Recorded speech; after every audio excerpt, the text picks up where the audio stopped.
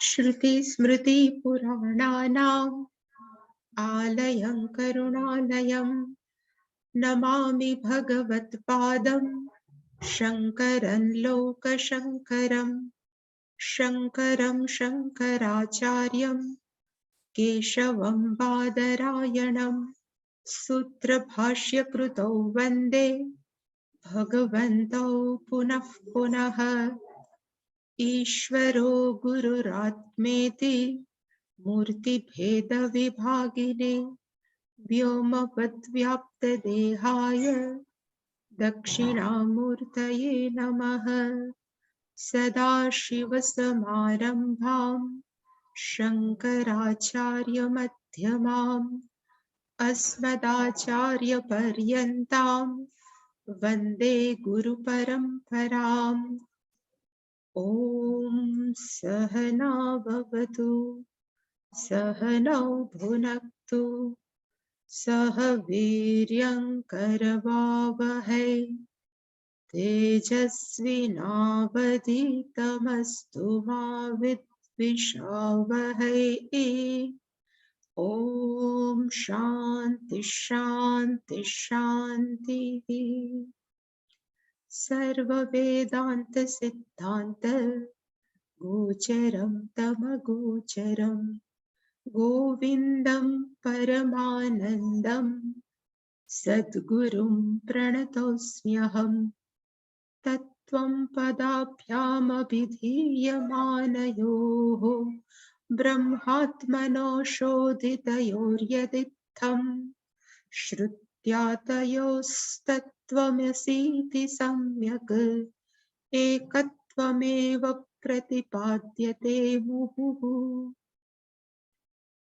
सर्वस्वरूपे सर्वेशे सर्वशक्तिसमन्विते भयेभ्यस्त्राहि no देवी दुर्गे देवी नमोऽस्तुते।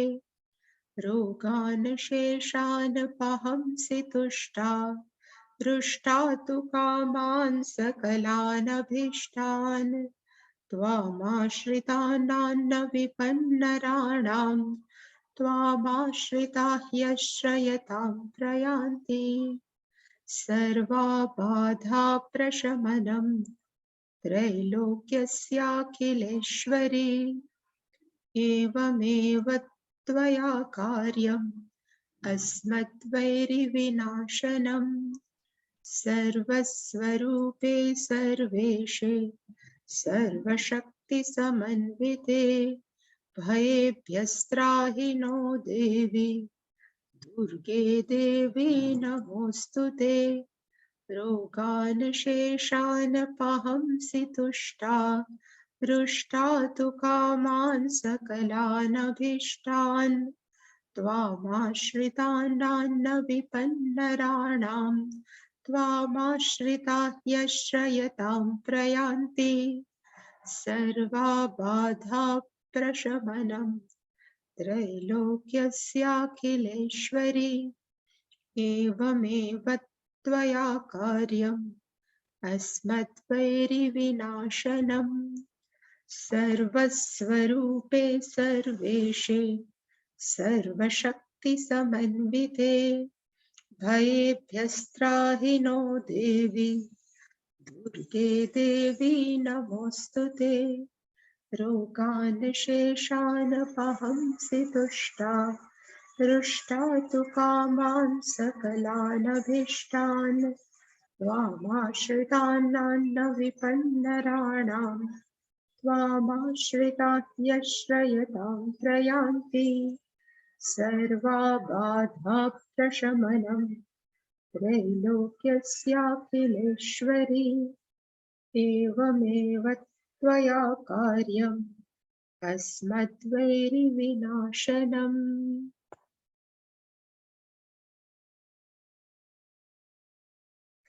जातिनीतिकुलगोत्रदूरगं नामरूपगुणदोषवर्जितं देशकालविषयातिवर्ति यत् ब्रह्म तत्त्वमसि भावयात्मनि।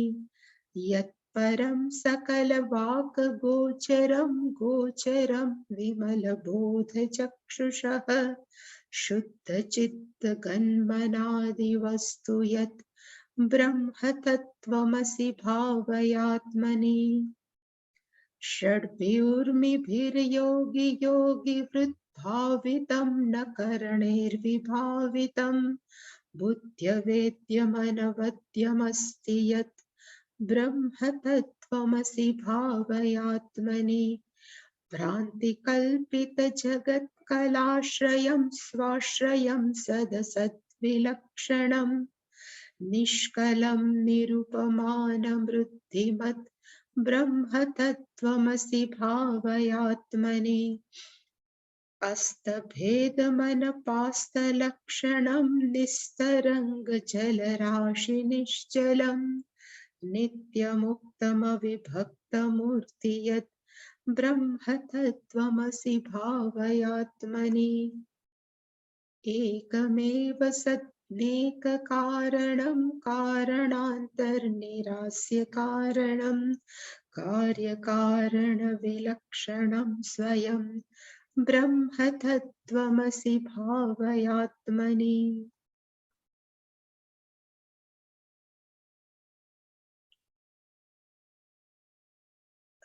નિધિધ્યાસનના આ બધા જ શ્લોક જે ગઈકાલે સ્પષ્ટતા કરી હતી કે નિધિધ્યાસન શેના માટે છે. This is one type of meditation. એક પ્રકારનું ધ્યાન છે અને એ ધ્યાનની અંદર આપણા જૂના સંસ્કાર જે આપણે અત્યારે આપણને માનીએ છીએ એનાથી ટોટલી વિપરીત આપણું સાચું સ્વરૂપ છે. એટલે કે સતત આપણા મનને આપણે કહેતા રહેવું. તો કેવી રીતે બે શ્લોક આપણે જોયા હતા કે હું અત્યંત દૂર છું અથવા એનાથી હું પર છું. કેનાથી? તો કે શરીરને જાતિ છે, હું જાતિ રહિત છું. શરીર હોય, વ્યવહાર હોય તો માણસ બધા નીતિ કરે, વ્યવહાર કરે. હું વ્યવહારથી પર છું. શરીર છે તો કુળ છે. હું શરીર નથી એટલે મારે કુળ નથી. શરીર હોય, જન્મ હોય તો ગોત્ર હોય. અહમ ગોત્ર રહિત, હું ગોત્ર રહિત છું. શરીર છે તો નામ છે, શરીર છે તો રૂપ છે. હું સ્થૂલ શરીર વર્જિત, હું સ્થૂળ શરીર વગરનું તત્વ છું. ગુણ દોષ વર્જિત, મનની અંદર ઘણા બધા ગુણ પણ છે, મનની અંદર ઘણા બધા દોષ પણ છે. એ બધા સૂક્ષ્મ શરીર હું ન હોવાને કારણે હું ગુણ અને દોષથી પણ પર છું. ગુણ દોષને આપણે એમ પણ કહી શકીએ, ગુણ એટલે કે પુણ્ય, દોષ એટલે પાપ. હું એનાથી કેવો છું? તો કે પર છું. હું કોઈ પણ સ્થળ સાથે બંધાયેલું નથી તત્વ. શરીર છે એ સ્થળ સાથે બંધાયેલું છે. શરીર છે એ સમય સાથે બંધાયેલું છે અને શરીર છે અનેક વિષયો સાથે બંધાયેલું છે.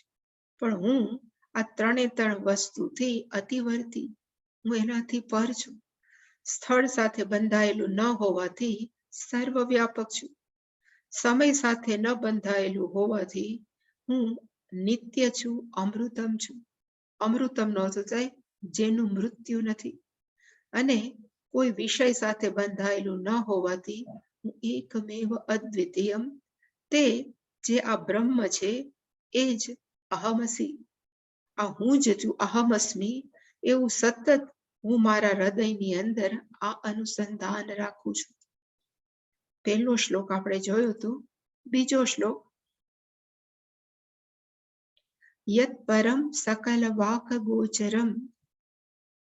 યત અને બ્રહ્મ, જે બ્રહ્મ છે એ કેવું છે? તો કે પરમ, ઉત્કૃષ્ટ, આનાથી વધારે શ્રેષ્ઠ કાંઈ નથી. એ બ્રહ્મ તત્વ છે. સકલ વાક, અહીંયા વાણી છે, અગોચરમ, એનાથી એ પર છે.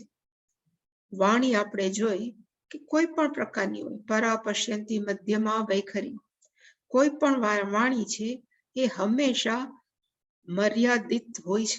ઇવન પરા વાણી પણ જ્યારે જગત હોય ને ત્યારે જ પરા હોય. પશ્યંતી વાણી પણ જ્યારે જગત હોય ત્યારે જ હોય. મધ્યમાં તો વૈખરીનો વાત જ શું, જ્યારે બ્રહ્મ તત્વ કેવું છે, જે વાણી કામ ન કરી શકે, કારણ કે ત્યાં એકમેવ અદ્વિતીયમ, ત્યાં કોઈ પણ પ્રકારનું વાણીનું કોઈ ક્ષેત્ર નથી, કોઈ ફિલ્ડ નથી. એને કહેવાય સકલ વાક અગોચરમ, પણ છતાં એ અવેલેબલ છે, ગોચર છે, સમજી શકાય છે. કેવી રીતે? તો કે વિમલ બોધ ચક્ષુષ, જેનું અંતઃકરણ નિર્મળ છે, જેની અંદર કામ ક્રોધ લોભ મદ મોહ ઈર્ષા છે વગરનું છે, જેને બોધ ચક્ષુષ, બોધનો અર્થ થાય જ્ઞાન રૂપી, જેને ખરેખર ચક્ષુ, જેની આંખ થઈ ગઈ છે, એવી વ્યક્તિઓ માટે બ્રહ્મ તત્વ કેવું છે? તો કે ગોચર. It is available for such person. શુદ્ધ ઘનમ, શુદ્ધ ચિત્ત ઘનમ, ત્યાં સુધી છે. બ્રહ્મ તત્વ કેવું છે? તો કે શુદ્ધ. ફરી પાછું શુદ્ધ નો અર્થ થાય કોઈ પણ પાપ પુણ્ય રહિત. ચિત્ત ઘનમ નો અર્થ થાય બધી જ જગ્યાએ અણુ અણુમાં એ ચૈતન્ય તત્વ છે, રહેલું છે. અનાદિ, જેની કોઈ શરૂઆત નથી, જેનો કોઈ અંત નથી. અનાદિ અનંત, આદિ મીન્સ બિગિનિંગ, જેની શરૂઆત નથી અને જેની શરૂઆત નથી એનો અંત પણ ન હોય, એટલે એને કહેવાય અનંત. અન પ્લસ અંત, અંતનો અર્થ થાય પૂરું થવું, જેનો અંત નથી એને કહેવાય અનંત. આદિનો અર્થ થાય શરૂઆત. અન, જેની શરૂઆત નથી, જેનો અંત નથી, એવું બ્રહ્મ તત્વ કોણ છે? તો કે તું છું. પણ આપણે કહેવાય અહમસ્મિ, આ મારું સ્વરૂપ છે, એવું સતત હું મનની અંદર અનુસંધાન કરું છું. આપણે આ બે શ્લોક જોયા હતા, એના પછીનો શ્લોક હવે.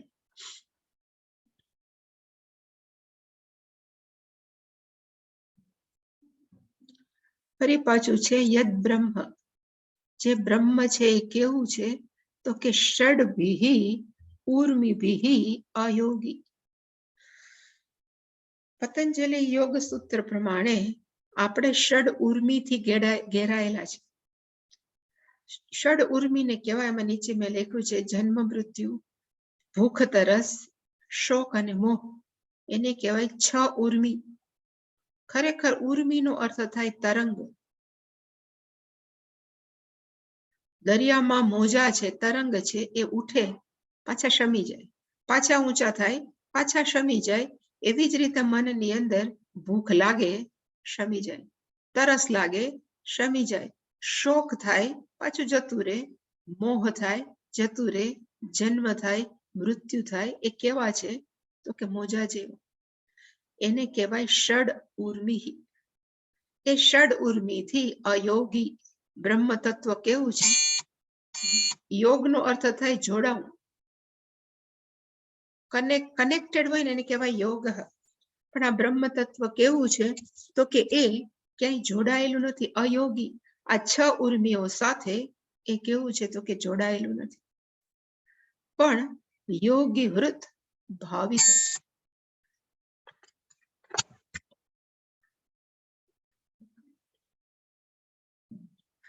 યોગીઓ છે, એના હૃદયની અંદર આ બ્રહ્મ તત્વની શું કરે છે? તો કે ભાવના કરે છે, એને એ જોવે છે. યોગી વૃત ભાવિતમ, યોગી પોતાના હૃદયની અંદર આ બ્રહ્મ તત્વને સમજાવવાની પ્રયત્ન કરે છે, એને કહેવાય ભાવિતમ. પાછું કરણેહિ, અહીંયા છે કરણેહિ ન વિભાવિતમ. ભગવાને આપણને સૂક્ષ્મ મન આપ્યું છે ને, એને નામ છે કરણ. કરણનો અર્થ થાય ઇન્સ્ટ્રુમેન્ટ, સાધન. 5 જ્ઞાનેન્દ્રિય, એ કોઈ પણ જ્ઞાન પ્રાપ્ત કરવાનું સાધન છે. પ્લસ મન, 5 કર્મેન્દ્રિય હું નથી લેતી, પણ આ બુદ્ધિ, આ બધી જ વસ્તુ છે, એનાથી આપણે જ્ઞાન પ્રાપ્ત કરવાનો પ્રયત્ન કરીએ છીએ. એટલે કીધું કે આ 5 જ્ઞાનેન્દ્રિય, મન અને બુદ્ધિ, એ સાધનો વડે બ્રહ્મ તત્વ છે ન વિભાવિત, એ પ્રકાશી શકતું નથી. એટલે કોક રીઝન પૂછે કે વાય, શું કામ પ્રકાશી શકતું નથી? તો એક જ હું કારણ આપું કે સપોઝ આ ટોર્ચ છે, પેલાની ટોર્ચ હવે તો છે ને એને આપણે ચાર્જિંગમાં મૂકીએ, પણ ટોર્ચ છે, ટોર્ચની અંદર અહીંયા આપણે સેલ નાખ્યા છે. હવે એમાંથી સેલને લીધે પ્રકાશ ક્યાં પડે તો કે બહાર, અને પ્રકાશને લીધે બહાર અંધારું છે તો અજવાળું થાય. હવે આ પ્રકાશને કહી કે તમે અંદરના રહેલા સેલને શું કરો તો કે પ્રકાશિત કરો. એ પ્રકાશને પ્રકાશિત કરી શકે, એ પ્રકાશ અંદરના જે સેલ છે કે પાવર છે એને વિભાવિતમ કરી શકે? તો એનો જવાબ શું છે કે ન કરી શકે. અને એનું રીઝન છે સેલ છે તો પ્રકાશ છે. જો આ અંદરના સેલ છે તો ટોર્ચની અંદર બહાર પ્રકાશ પડે છે, એવી જ રીતે શરીરની અંદર ચૈતન્ય તત્વ છે તો આ 5 જ્ઞાનેન્દ્રિય અને કર્મેન્દ્રિય ને બધી કામ કરી શકે. હવે જ્ઞાનેન્દ્રિય એમ કે તમે અંદર જઈને હવે ચૈતન્ય તત્વને પ્રકાશિત કરો તો થઈ શકે તો કે ન થઈ શકે. એટલે કીધું કે કરણૈહિ, આ બધા જ 5 જ્ઞાનેન્દ્રિયો વડે ન વિભાવિતમ, એ ક્યારે પ્રકાશિત ન થઈ શકે. બુદ્ધ્ય વેદ્યમ, બુદ્ધિની અંદર અવેદ્યમ છે. એક શબ્દ છે વૈદ્ય, વૈદ્ય નહીં વેદ્ય છે. વેદ્યનો અર્થ થાય જાણવું જ જોઈએ, ટુ બી નોન ઇંગ્લિશમાં કહેવાય. એનો અર્થ થાય જાણવું જ જોઈએ, પણ અહીંયા એક અ છે અને યણ સંધિ થઈ છે. બુદ્ધિ અવેદ્યમ, બુદ્ધ્ય વેદ્યમ, જે બુદ્ધિથી જાણવા યોગ્ય નથી. રીઝન સેમ છે કે બુદ્ધિથી જાણવા યોગ્ય નથી, કારણ કે બુદ્ધિ જ જેને વડે પ્રકાશિત થાય છે, એ બુદ્ધિથી કેવી રીતે જાણી શકાય. પણ છતાં એક આપણે એડ કરી શકીએ કે મોટા ભાગે માણસોની બુદ્ધિ કેવી હોય છે તો કે સ્થૂળ બુદ્ધિ. સ્થૂળનો અર્થ આપણે એમ કે જાડી બુદ્ધિ, ઘણી વાર કે માણસ જાડી બુદ્ધિ, એનો બુદ્ધિ જાડી હોય. આપણે ક્યારે બુદ્ધિને બહાર કાઢીને જાડી કે પાતળી જોતા નથી, છતાં માણસો આપણે કહીએ છીએ કે આ વ્યક્તિ જાડી બુદ્ધિનો છે કે સ્થૂળ બુદ્ધિનો છે. એનો અર્થ છે કે જે બુદ્ધિ જાડી બુદ્ધિ કરતા સ્થૂળ બુદ્ધિનો અર્થ થાય. જે બુદ્ધિ છે એ સ્થૂળ પદાર્થોનો જ વિચાર કરે. જ્યારે બુદ્ધિ નવરી પડે ત્યારે આપણે સપોઝ મોબાઈલ નો વિચાર કરીએ તો મોબાઈલ કેવું છે સ્થૂળ. નવરા પડ્યા એટલે કપડાનો વિચાર કરીએ કે આજે કયા કપડા ક્યાં સીવડાવવાના છે, જો એનો વિચાર કરીએ તો કપડા કેવા છે સ્થૂળ. નવરા પડ્યા અને સાંજે શું જમવાનું છે એ નક્કી કરીએ તો જમવાનો પદાર્થ કેવા છે કે સ્થૂળ. એટલે કે લગભગ આપણી બુદ્ધિ છે એ સ્થૂળ પદાર્થોનો જ શું કરે છે તો કે વિચાર કરે. એટલે એવી બુદ્ધિને કહેવાય સ્થૂળ બુદ્ધિ. એટલે અહીંયા બુદ્ધિ અવેદ્યમ નો અર્થ થાય જે સ્થૂળ બુદ્ધિ વાળા વ્યક્તિઓથી જાણવા યોગ્ય નથી. અને પછી શાસ્ત્ર કહે છે કે બુદ્ધિ કેવી હોવી જોઈએ તો કે સૂક્ષ્મતરમ, અત્યંત સૂક્ષ્મ હોવી જોઈએ. સૂક્ષ્મતરમનો અર્થ એ જ કે બ્રહ્મ તત્વ છે એ કેવું છે તો કે સૂક્ષ્મ છે. ઈશ્વર કેવો છે તો કે સૂક્ષ્મ છે.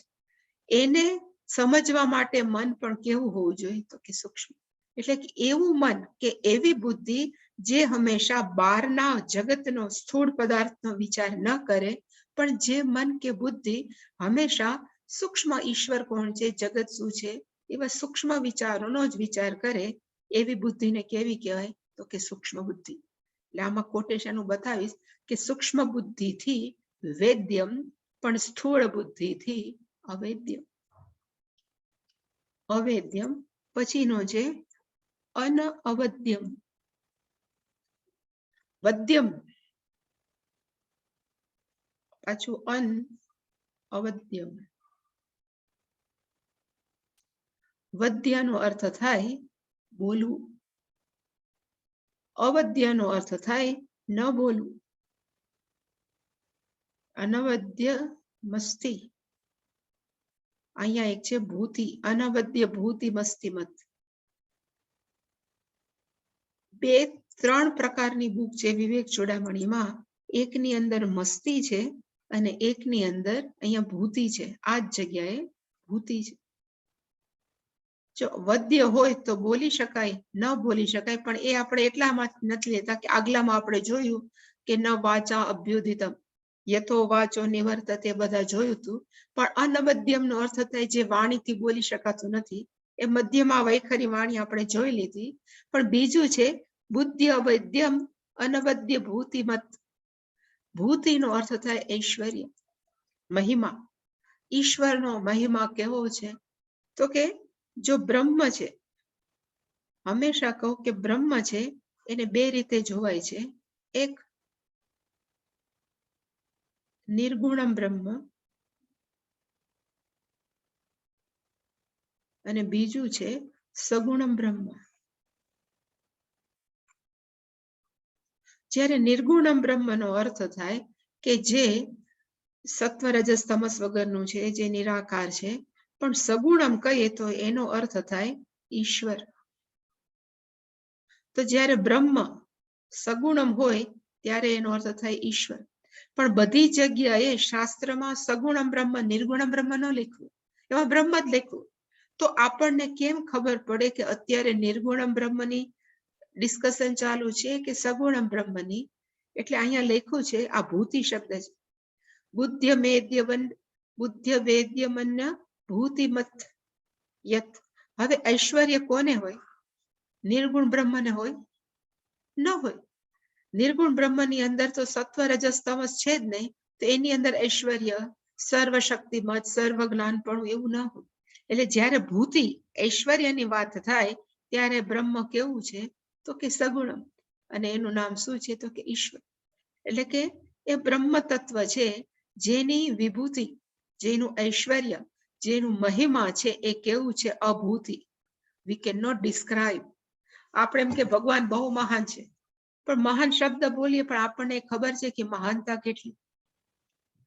આપણે એટલે કહેવાય ને ટિપ્સ ઓફ ધ આઈસબર્ગ. પાણી જે દરિયાની અંદર ધારો કે પેલો પહાડ હોય બરફનો, તો આપણે ખાલી ઉપર એને જોઈએ, આપણને ખબર નથી નીચે કેટલો મોટો છે. એવી રીતે આપણે બોલીએ ભગવાન મહાન છે, પણ એની મહાનતા કેવી છે? તો કે ન વર્ણવી શકાય એવી. એટલે કે અનવદ્ય ભૂતિમત. બુદ્ધ્ય વેદ્ય મન્ય ભૂતિમત યત બ્રહ્મ તત્વમસી ભાવયાત્મની. હવે સપોઝ એને આપણે જોઈએ તો મેં લખ્યું તે ષડ ઉર્મી ભી અયોગી. જે શબ્દ છે ઉર્મીનો અર્થ થાય તરંગ, મોજા. મોજા જેમ મેં કીધું ઉઠે અને પાછા બંધ થાય, વળી પાછું બીજું મોઢું ઉઠે, વળી પાછો એનો નાશ થાય. એવી રીતે જન્મ મૃત્યુ રૂપી તરંગો આપણે સતત જીવીએ છીએ અને મરીએ છીએ. જીવતા હોય ત્યાં સુધી સતત તરસ લાગે અને ભૂખ લાગે. પીપાસાનો અર્થ તરસ, ક્ષુધાનો અર્થ થાય ભૂખ. અને જીવીએ છીએ ત્યાં સુધી મોટે ભાગે હંમેશા કેવા હોય તો કે શોકયુક્ત. કાંઈક ને કાંઈક જીવનની અંદર પ્રોબ્લેમ હોય જ છે, અને આપણે એને વધારે હાઇલાઇટ કરીએ. આપણે આપણા સુખને હાઇલાઇટ નથી કરતા. હંમેશા હું આટલી દુઃખી છું કે દુઃખી છું એ હાઇલાઇટ વધારે થાય. અને એને લીધે નિર્ણયો કેવા લઈએ છીએ તો કે ખોટા. એટલે કે મોહ છે એ પણ ષડ ઉર્મિમાંનું એક છે. એટલે હંમેશા હું કહું કે આ લોકો કેવી રીતે લખે?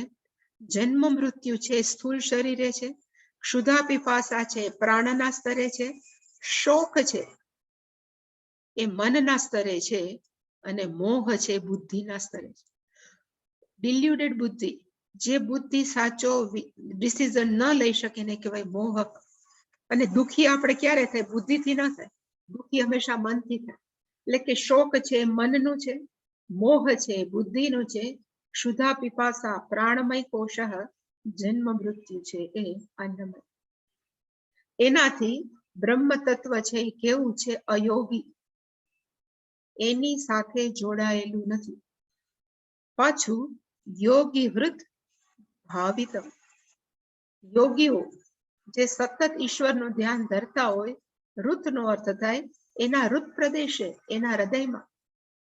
હજી એક સ્પષ્ટતા કરું કે અત્યારનું સાયન્સ એમ કે છે કે આપણી બુદ્ધિ ક્યાં છે? તો આપણે આમ જ કહીએ આપણી બુદ્ધિ છે મગજમાં, પણ શાસ્ત્ર પ્રમાણે સૂક્ષ્મ શરીર છે આપણા હૃદયમાં છે. તો એ હૃદયની અંદર જ માણસો શું કરે છે તો કે ધ્યાન કરે છે. કોણ? તો કે યોગીજન.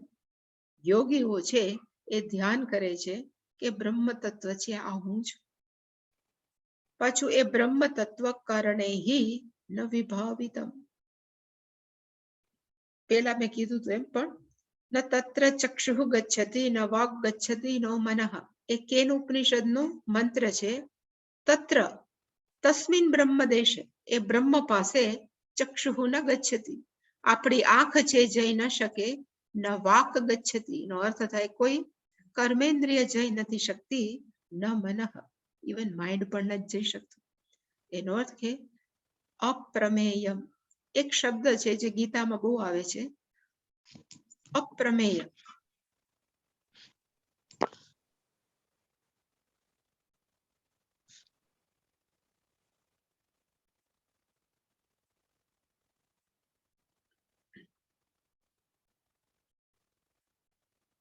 શબ્દ છે પ્રમા સંસ્કૃતમાં. એનો અર્થ થાય નોલેજ, એનો અર્થ થાય વિદ્યા અથવા જ્ઞાન. આપણે જ્ઞાન લખીએ, પ્રમાનો અર્થ થાય જ્ઞાન. હવે જે આપણા જ્ઞાનનો વિષય હોય ને એને કહેવાય પ્રમેય. આપણે જે જ્યોમેટ્રીમાં ભણતા હતા એ પ્રમેય નહીં, આ સંસ્કૃતનું પ્રમેય છે. એનો અર્થ થાય જ્ઞાનનો વિષય.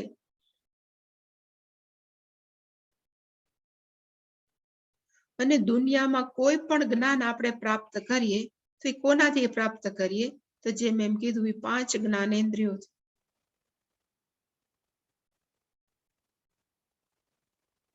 એનાથી આપણને શું થાય?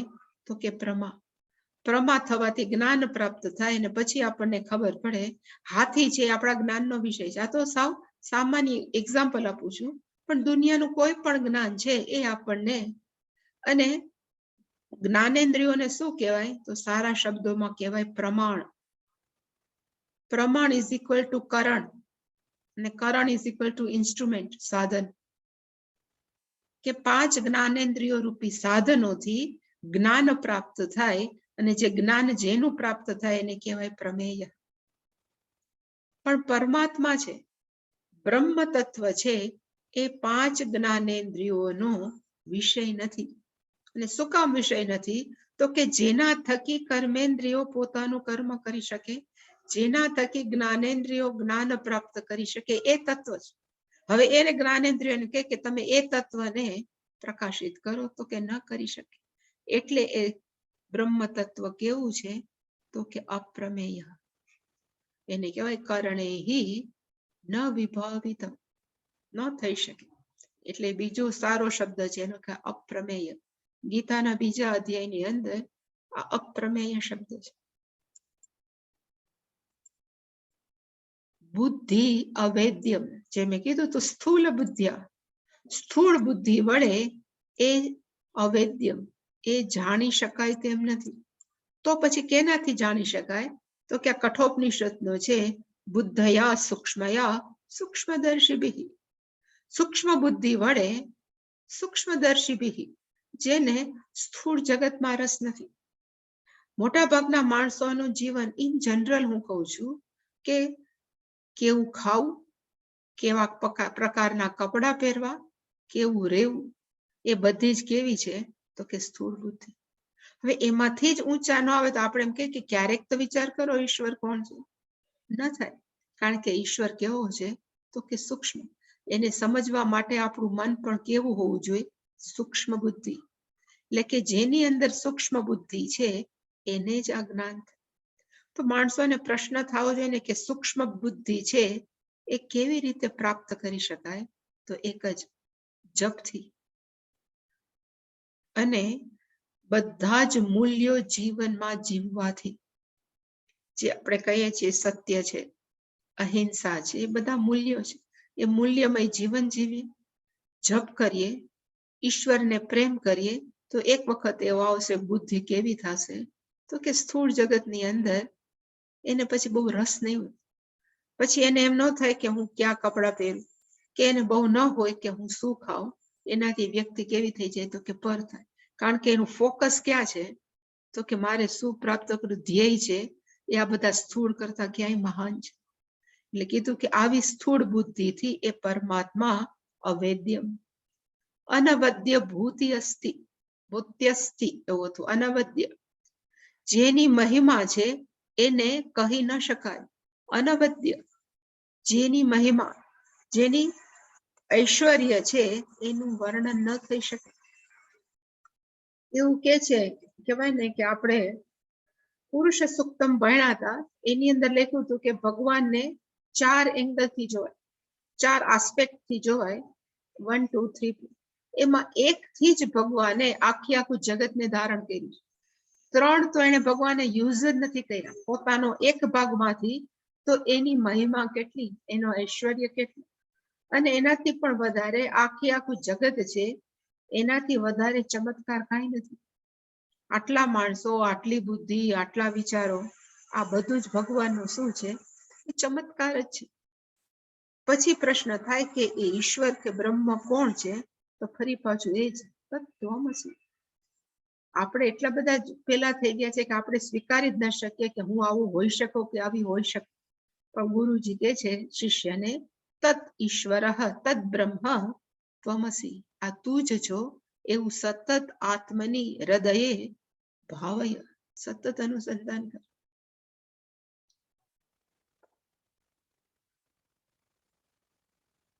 બહુ જરૂર છે આની ખાસ કરીને. એના પછી ફરી પાછું કે આખું જગત કેવું છે? તો કે ભ્રાંતિ કલ્પિત જગત કલાશ્રય. આખું જગત કેવું છે? તો કે ભ્રાંતિ. ભ્રાંતિ ઇઝ ઇક્વલ ટુ કલ્પિત, અને એ જગત એ કેવું છે? તો કે ભગવાન ઉપર આશ્રિત છે. આપણે કહીએ ભગવાન 16 કલાના છે, ઘણી વાર એમ કે 16 કલાના ભગવાન છે. પછી વળી કૃષ્ણ વાળા, રામ વાળા એમ કે અમારા 16 ને તમારા 15. કલાનો અર્થ થાય પાર્ટ્સ, 16 પાર્ટ. એમાંથી ભગવાન એક પાર્ટમાં આખું જગત ધારણ કર્યું છે. એટલે પણ એ જગત પાછું કેવું છે? તો કે કલ્પિત. એ અત્યંત અગત્યનું છે. હું હંમેશા કહું કે જગતને આપણે બહુ સત્યતા આપીને જ આપણે જગતનું વર્ણન કરીએ કે પેલી વ્યક્તિ મને આમ કરે છે, આ મને સાચવે છે, નથી સાચવતી. એ આપણે શું કામ મહત્વ આપીએ છીએ? કારણ કે જગત આપણા માટે સત્ય છે, કલ્પિત નથી. પણ જે વ્યક્તિ ભગવાનનું ભજન કરીને જગતને કલ્પિત સ્વીકારી શકે અને જગતના પ્રોબ્લેમને કલ્પિત માની અને ઓનિંગ ન કરે, પોતાના ન માને, એ વ્યક્તિ છૂટી જાય. એટલે કે પરમાત્મા કે બ્રહ્મ તત્વ કેવું છે?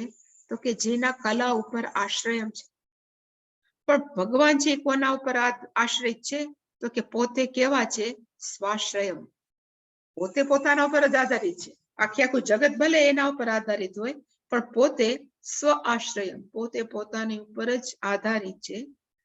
પ્લસ પરમાત્મા કેવા છે? સત. પછી આની અંદર છે એક અસત.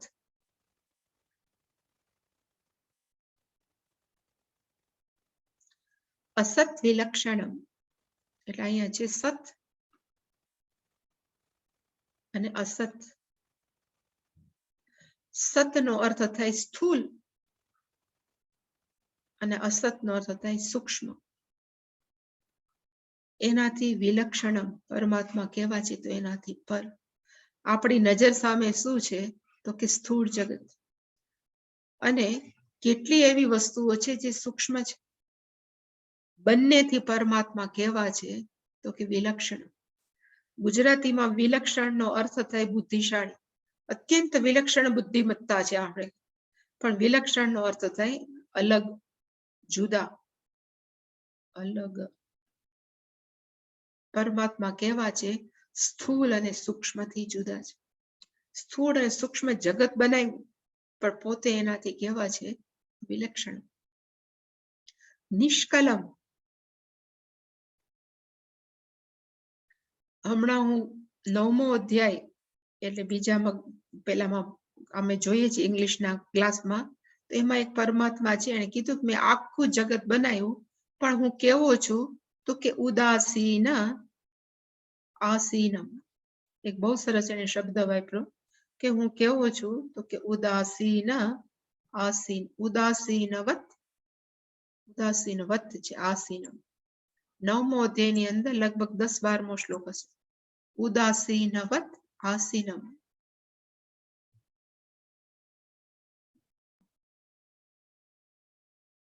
ઓકે, કીધું તમે આટલું મોટું જગત બનાવ્યું છે, તમને એ જગતનું પાપ પુણ્ય સુખ દુઃખ છે એ તમને સ્પર્શ નથી કરતું.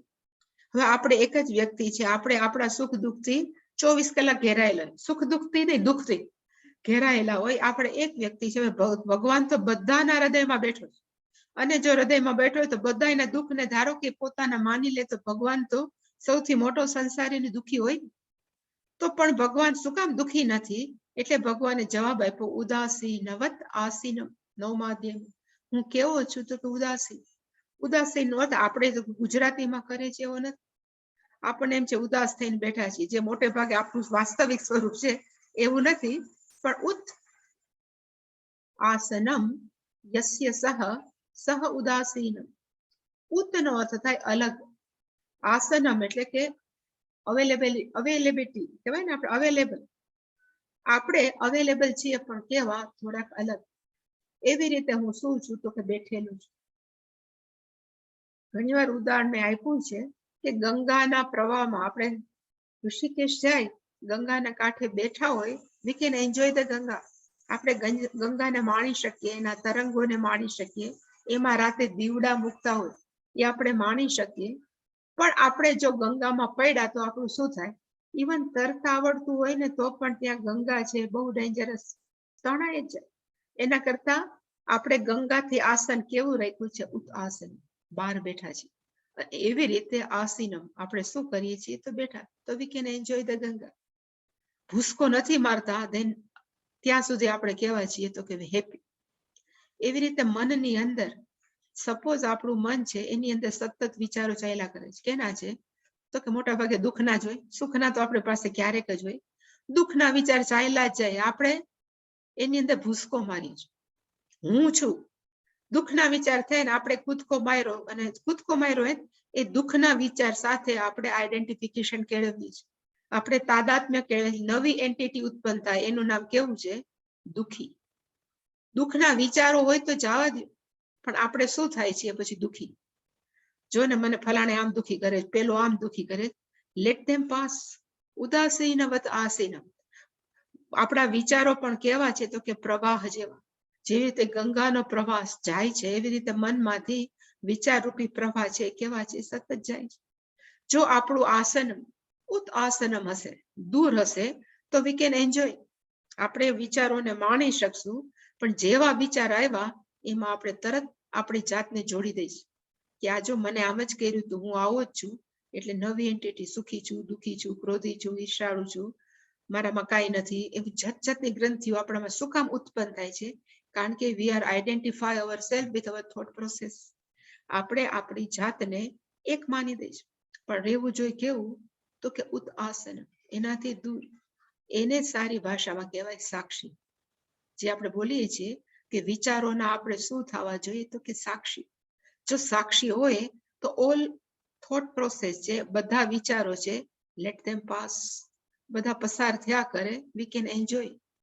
પણ મોટે ભાગે આપણે વિટનેસ નથી રહેતા, આપણે સાક્ષી નથી રહેતા. આપણે શું કરીએ છીએ તો હંમેશા કૂદકો મારીએ. તુર્યાનંદજી, જેને બુક વાંચી હોય, રામકૃષ્ણ પરમહંસના ડાયરેક્ટ ડિસાઇપલનું નામ હતું હરિ મહારાજ, જાડા એવા હતા. પછી એને સંન્યાસ લીધો, એનું નામ હતું તુર્યાનંદજી. એને કેલિફોર્નિયામાં આશ્રમ કરવાનું કીધું વિવેકાનંદજીએ, કે તમે ત્યાં આશ્રમ કરીને ત્યાં જ રહેજો, અને ત્યાંના બધા સિકર્સ છે કે ડિસાઇપલ્સ છે એને તમે ગાઈડ કરજો. તો તુર્યાનંદજી કેલિફોર્નિયાના એક પોતાના આશ્રમની અંદર ઝાડ નીચે બેઠા બેઠા એકલા હસતા હતા. એટલે માણસો, એના બધા શિષ્યો એને જોયા ને એમ થયું કે મહારાજનું કંઈક થઈ ગયું લાગે, એકલા કેમ હસે? એટલે એક એની સ્ટુડન્ટ હતી, એ સ્વામીજી પાસે ગઈ ને કીધું કે સ્વામીજી, વાય આર લાફિંગ? તમે એકલા કેમ હસો છો? એટલે એને કીધું કે અત્યારે I am just observing my thought. હું મારા વિચારો જોઉં છું, અને એમ થાય કે આટલા કક્ષા પછી મને જો આવા વિચાર આવે છે, એના પર હું હસું છું કે આવા વિચારો. પણ એ હસી શકે ને આપણે શું થાય? દુઃખી થાય. એટલો એ હસી શું કામ શકે છે તો કે ઉદાસનમ. એ ઇઝ અ વિટનેસ, એના વિચારોને જસ્ટ સાક્ષી ભાવ તરીકે જોવે છે. પણ મોટા ભાગે આપણે શું કરીએ છીએ તો કે કૂદકો મારી અને વિચારો હું જ છું એવું માનીએ. માટે કેવું કરવું રાખવું જોઈએ? ભ્રાંતિ કલ્પિત. આખે આખું જગત કેવું છે? તો કે ભ્રાંતિ કલ્પિત. અને કોના પર આધારિત છે? તો કે બ્રહ્મ તત્વ ઉપર. અને આ પોતે કેવું છે? તો કે સ્વાશ્રય. બ્રહ્મ તત્વ છે એ બીજા ઉપર આશ્રિત નથી. સદ અસત વિલક્ષણ સ્થૂળ અને સૂક્ષ્મ તત્વથી આ પરમાત્મા કે બ્રહ્મ તત્વ કેવું છે? તો કે અલગ છે, નિષ્કલમ.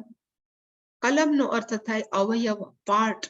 નિષ્કલમ નો અર્થ થાય કોઈ પણ ભાગ રહિત છે. નિષ્કલમ, અવયવ રહિત, નિરવયવ, નિરૂપમાન. નિરૂપમાન નો અર્થ થાય આપણે પૂછીએ કે ભાઈ આ પ્રાણી કોના જેવું છે? તો આપણે એમ કે ભેંસ જેવું છે. તો એને કહેવાય આપણે ઉપમા આપી. તમારું મોં કેવું છે? તો કે ચંદ્રમા જેવું છે. તો આપણે એને ઉપમા આપી. પરમાત્માને કોઈ ઉપમા આપી શકાય? તો કે નિરૂપમા. જેને કોઈ પણ ઉપમા ન આપી શકાય, કારણ કે આપણા અન્ડરસ્ટેન્ડિંગ માટે અવેલેબલ જ નથી. નિરૂપમાનમત વૃદ્ધિમત. વૃદ્ધિનો અર્થ થાય ઐશ્વર્ય. ફરી પાછું એ પરમાત્મા કેવા છે? તો કે અત્યંત ઐશ્વર્ય વાળા.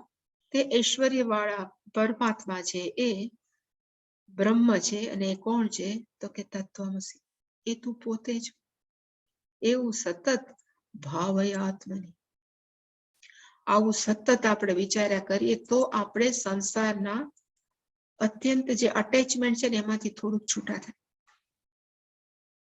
એટલે મેં અહીંયા લખ્યું છે ભ્રાંતિ કલ્પિત જગત. જગત આખું કેવું છે? તો કે ભ્રાંતિ છે, કલ્પિત જગત છે. અને એનો આશ્રય કોણ છે? ઇવન યત્યત કલ્પિતમ ત અધિષ્ઠાનવત. એવું એક વાક્ય છે સંસ્કૃત. જેની કલ્પના કરીએ ને એનું કઈક તો અધિષ્ઠાન હોય. આપણે એમ કહીએ કે આ સાપ છે, તો સાપની કલ્પના કરવા માટે દોરડું તો હોવું જોઈએ. તો આપણે કહીએ કે આ દોરડું છે, આ સાપ છે. આપણે એમ કહીએ કે ભાઈ આ ચાંદી છે દરિયાકાંઠે, પણ ત્યાં જઈને આપણે જોઈએ તો કે આ તો છીપલું છે. પણ ચાંદી જોવા માટે છીપલું હોવું જરૂરી છે. એ છીપલાને કહેવાય અધિષ્ઠાન, દોરડાને કહેવાય અધિષ્ઠાન. એવી રીતે આખી આખી જગતની કલ્પના કરી તો કલ્પનાનું અધિષ્ઠાન તો કઈ હોવું જોઈએ. એ અધિષ્ઠાન કોણ છે? તો કે બ્રહ્મ. સમગ્ર બ્રહ્મ તત્વ ઉપર આપણે જગતની શું કરી છે? તો કે કલ્પના કરી છે. એટલે કીધું ભ્રાંતિ કલ્પિત જગત કલાશ્રયમ. પોતે કેવા છે? સ્વાશ્રયમ. પોતે કોઈ ઉપર આધારિત નથી. જગત આખું એના પર આધારિત છે. પોતે સેલ્ફ ઇન્ડિપેન્ડન્ટ, સ્વ આશ્રય. Self independent. આઈ થિંક 7મા ચેપ્ટરની અંદર છાંદોગ્ય ઉપનિષદની અંદર નારદજીએ સનકાદિને પૂછ્યું કે આખે આખું જગત છે એ તો પરમાત્મા ઉપર આધીન છે, પણ કસ્મિન પ્રતિષ્ઠિતે. પણ પોતે કઈ જગ્યાએ પ્રતિષ્ઠિત છે? કઈ જગ્યાએ રહેલું છે? કોના ઉપર અવલંબિત છે? કીધું સ્વે મહિમની પ્રતિષ્ઠિત. એ પોતાના મહિમાની અંદર પ્રતિષ્ઠા છે અને બીજા કોઈની જરૂર નથી પોતાના અસ્તિત્વ માટે. એટલે એલો જયારે સ્ટોરી આવે ને ત્યારે આપણને બહુ હસવું લાગે કે જયારે શંકર ભગવાનના મેરેજ થતા હતા, એટલે પછી જે બ્રાહ્મણ લગ્ન કરવા કેવાય એને બ્રાહ્મણ હતા, શુક્ર બૃહસ્પતિ મેરેજ કરાવતા હતા. એટલે શંકર ભગવાને કીધું કે તમારે તમારી 3 પેઢીના મા બાપના નામ બોલવા જોઈએ. કે તમારા મા બાપનું નામ કયું? એટલે શંકર ભગવાને કીધું વિષ્ણુ ને લક્ષ્મી. તો કે ઓકે. પછી એના મા બાપનું નામ શું? તો કે બ્રહ્મા અને સરસ્વતી. તો કે ઓકે. એના માતા પિતાનું નામ કયું? તો કે હું એનો બાપ છું. એટલે કીધું હું પોતે જ એનો અર્થ કે સ્વે મહિમની.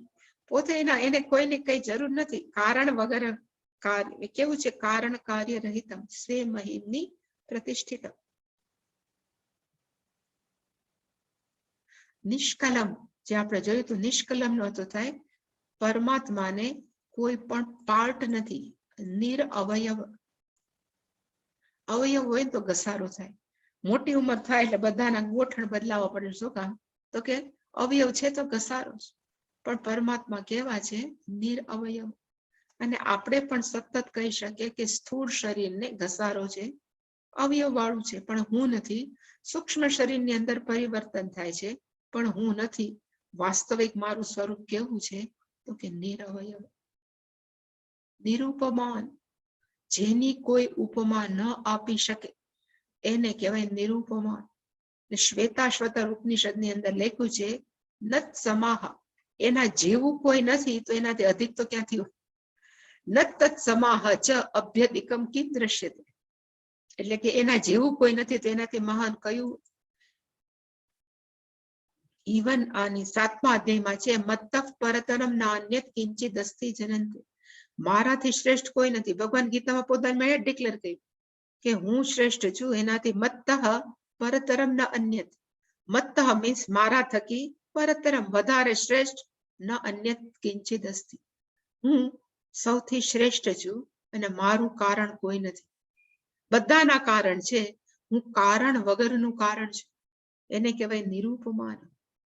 રુદ્ધિમત, ભગવાન કેવા છે. રુદ્ધિ જેવો શબ્દ આવે એનો અર્થ થાય ફરી પાછું કઈક મહિમા, ઐશ્વર્ય. એટલે જયારે ભગવાન ઈશ્વર છે ત્યારે બધાના માલિક છે. સત્ય કામ, પોતે જે ઈચ્છા કરે એ બધી પૂરી થાય. સત્ય સંકલ્પ, એનો સંકલ્પ પણ ક્યારે એળે ન જાય. એવા ઈશ્વરને કેવા કહેવાય તો કે રુદ્ધિમત. એ જે ધારે કરી શકે એને કહેવાય રુદ્ધિમત. આખે આખું જગત, આપણે કેટલા કન્સલ્ટ કરવા પડે એક ઘર બનાવવું હોય તો. આર્કિટેક્ટ કેટલા ને મારે કેમ કરવું કેમ કરવું. ભગવાને ક્યારે કોઈની કન્સલ્ટ લીધી કે ભાઈ મારે આખે આખું જગત બનાવવું છે, કેમ બનાવવું. એ છે એનું શું છે તો ઐશ્વર્ય, એનો મહિમા છે રુદ્ધિમત. આ બધું જ તમે વર્ણન કરો છો એ કોનું છે તો કે એ બ્રહ્મ છે. પણ બ્રહ્મ છે તું પોતે જ, તું એ પરમાત્માથી અલગ નથી એવું સતત હૃદયની અંદર અનુસંધાન કર. આખે આખું જગત છે એ કેવું છે તો કે વાસ્તવિક નથી. એને વાસ્તવિક માનીને ખોટે ખોટો તું સુખી કે દુઃખી ન થા. 259 કે પરમાત્મા કેવા છે તો કે અસ્તભેદમ. ફરી પાછું અહીંયા અસ્તભેદમ, જેની અંદર બધા જ પ્રકારના ભેદનો અસ્ત થઈ ગયો છે, જતા રહ્યા છે, એને કહેવાય અસ્તભેદમ. અનપાસ્ત લક્ષણમ, જેને એમ કહેવાય કે જે ક્યારે પણ ન હોય એવું ન હોય. અનપાસ્ત લક્ષણ. નિસ્તરંગ જલરાશિ નિશ્ચલ. બ્રહ્મ તત્વ કેવું છે તો કે સપોઝ હું નથી ગઈ પણ આપણે સપોઝ માનસરોવર જાય, એની કહેવાય ને મોટી તરંગ રાશિ છે, જળ રાશિ છે. હવે એની અંદર એક પણ પ્રકારના ઉછાળ ન આવતા હોય, સાવ શાંત હોય તો આપણે એની સામે બેસીને ધ્યાન કરીએ તો આપણને કેવું ફીલ થાય. એવું જ વાસ્તવિક ચૈતન્ય તત્વ છે. એમાં એકેય પ્રકારના તરંગ નથી, એકેય પ્રકારના કહેવાય ને ઉછાળ નથી. એવી રીતે નિસ્તરંગ, નિસ્તરંગ, જેની અંદર કોઈ પણ પ્રકારના મોજા નથી. જલરાશિ કેવી છે? નિશ્ચલમ, સ્થિર. એવી રીતે ચૈતન્ય તત્વ પરમાત્મા કેવું છે? સ્થિર. એમાં આખે આખું જગત ઊંધું પડી જાય, ગમે એટલા વાવાઝોડા આવે, ગમે એ થાય, એ પરમાત્મા બ્રહ્મ તત્વ કેવું છે? નિશ્ચલમ. અને જો આપણે એના અંશ છીએ, આપણે એ જ અંશ નથી, આપણે એ જ છીએ, તો આપણે પણ કેવા હોવા જોઈએ? નિશ્ચલમ. આપણી અંદર કોઈ પણ પ્રકારનો ભાવના ઉછાળ ન આવવા જોઈએ. નિત્ય મુક્તમ, ચૈતન્ય તત્વ કેવું છે? બ્રહ્મ તત્વ કાયમ મુક્ત છે, કારણ કે એ સમય સાથે બંધાયેલું નથી. એટલે હંમેશા કાલ અબાધિત. આપણે સતત મનને કહીએ, આપણને ભલે એમ કે મને મરવાની બીક નથી, પણ આપણા બધામાં ક્યાંક તો ફોબિયા હોય જ મરવા. એટલે સતત આપણે મનને કહેવું જોઈએ કે શરીર છે એ સમય સાથે બંધાયેલું છે, પણ હું તત્વ કેવું છું તો કે સમય સાથે બંધાયેલું નથી, કાલ અબાધિત છું. શરીરનું મૃત્યુ છે, હું તો સમય સાથે બંધાયેલું તત્વ ન હોવાથી હું નિત્ય મુક્ત છું. હું ક્યારે બંધાયેલું હતું જ નહીં. જે બંધાયેલા હોય ને એને પછી છૂટવાનો ખરેખર વિચાર આવે, પણ હંમેશા ચૈતન્ય તત્વ કેવું છે? નિત્ય મુક્ત. બંધાયેલા છે આપણો ભ્રમ છે, વાસ્તવિક રીતે આપણે કેવા છીએ તો કે નિત્ય મુક્ત. અવિભક્ત મૂર્તિ, વિભક્ત નો અર્થ થાય છૂટું, અવિભક્ત નો અર્થ થાય આપણે પરમાત્માથી ક્યારે પણ અલગ નથી. મૂર્તિ જે છે, જે સ્વરૂપ છે, તે બ્રહ્મ હું છું, એ મારું વાસ્તવિક સ્વરૂપ છે. અસ્તભેદ મેં લખ્યું કે એનો અર્થ શું થાય, તો કે ભેદ રહિત. બ્રહ્મ કેટલા છે, 4, 5, 6 છે, તો કે ના, વિજાતીય ભેદ નથી. પછી એક જ બ્રહ્મ છે, તો એની અંદર કઈ ભેદ છે, તો કે એક બ્રહ્મ નથી, એક જ છે, એમાં બીજી જાતિ છે. એક બ્રહ્મ છે ને બીજું માયા છે ને એવી જુદી જુદી જાતિ છે, તો કે ના, વિજાતીય ભેદ રહિત સજાતીય, બે બ્રહ્મ નથી. હવે એક બ્રહ્મ છે તો એને આંખ કાન ને એવું છે, તો કે સ્વગત ભેદ રહિત, એટલે કે વિજાતીય ભેદ, સજાતીય ભેદ રહિત, સ્વગત ભેદ રહિત, એને કહેવાય અસ્તભેદ, જેની અંદર કોઈ પણ પ્રકારના ભાગ નથી, પાર્ટ નથી, પાર્ટલેસ બ્રહ્મ, એ હું છું. બ્રહ્મ છે કહેવાની જરૂર નથી, લેસ હંમેશા એડ કરવાનો કે ધીસ ઇઝ માય ડિસ્ક્રિપ્શન. અનપાસ્ત લક્ષણ, જેનું સ્વરૂપ એવું છે જે ક્યારે પણ ન હોય એવું ન હોય, એને કહેવાય અનપાસ્ત લક્ષણ. આપણે કહેવાય ને કે પછી હું નહીં હોઉં, આ શરીર પડી જશે પછી મારું શું થશે, તો કે શરીર પડી જશે પણ તું તો કેવો છું, તો કે હંમેશા એવર એક્ઝિસ્ટ ચૈતન્ય તત્વ, એ મારું વાસ્તવિક સ્વરૂપ છે. એવી જ રીતે નિસ્તરંગ જલરાશિ નિશ્ચલ, ખરેખરે બ્રહ્મ તત્વ કેવું છે, તો કે એની અંદર કોઈ તરંગ નથી. શાંત સમુદ્ર કેમ સ્થિર હોય, એવું જ મારું વાસ્તવિક સ્વરૂપ છે, નિસ્તરંગ. નિત્ય મુક્તમ, નિત્ય મુક્તમ નો અર્થ થાય સમય સાથે બંધાયેલું નથી, કાલ અતીત. મારું વાસ્તવિક સ્વરૂપ કેવું છે, તો કે સમય સાથે બંધાયેલું નથી. સમય હોય તો એનું ડેટ ઓફ બર્થ છે, સમય હોય તો એનું ડેટ ઓફ ડેથ છે, પણ હું ખરેખર કેવું છે, તો કે નિત્ય મુક્ત. સમય સાથે બંધાયેલું ન હોવાથી હું હંમેશા કેવું છું, તો કે નિત્ય મુક્ત.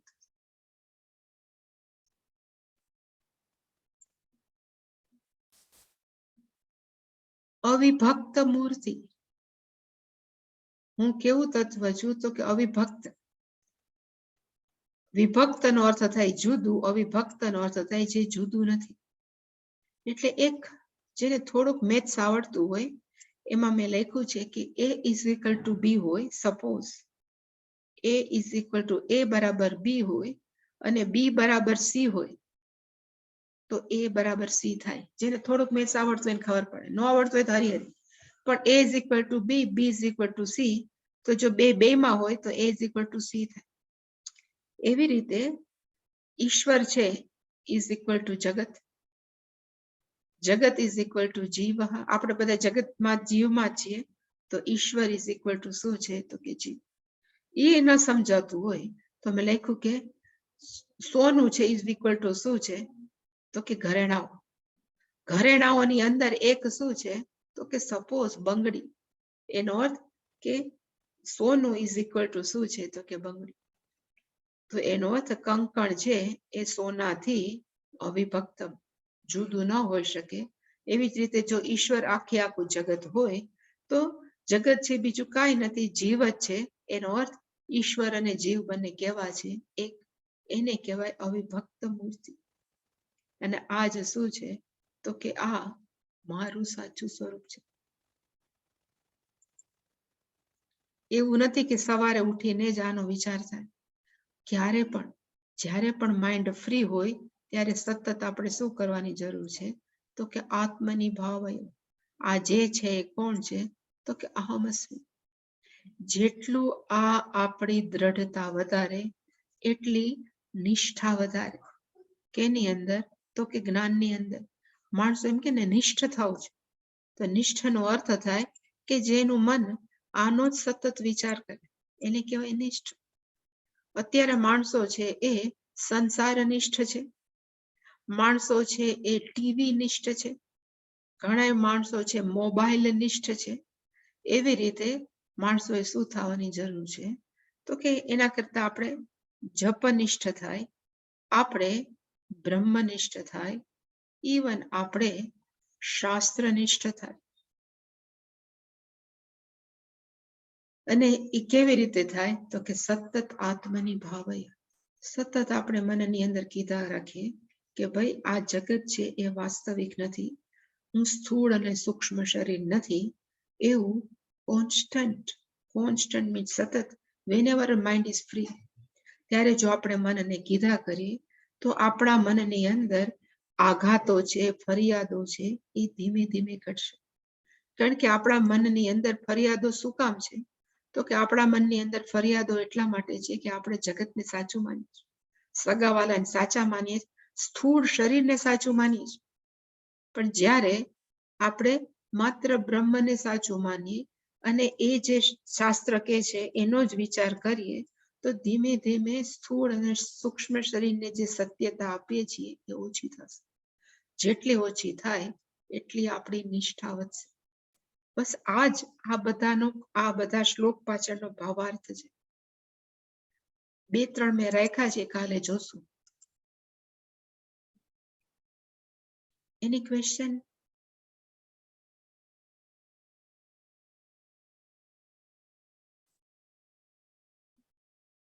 ઓમ પૂર્ણમદઃ પૂર્ણમિદં પૂર્ણાત પૂર્ણમુદચ્યતે પૂર્ણસ્ય પૂર્ણમાદાય પૂર્ણમેવાવશિષ્યતે. ઓમ શાંતિ શાંતિ શાંતિ. હરિ ઓમ શ્રી ગુરુભ્યો નમઃ. હરિ ઓમ.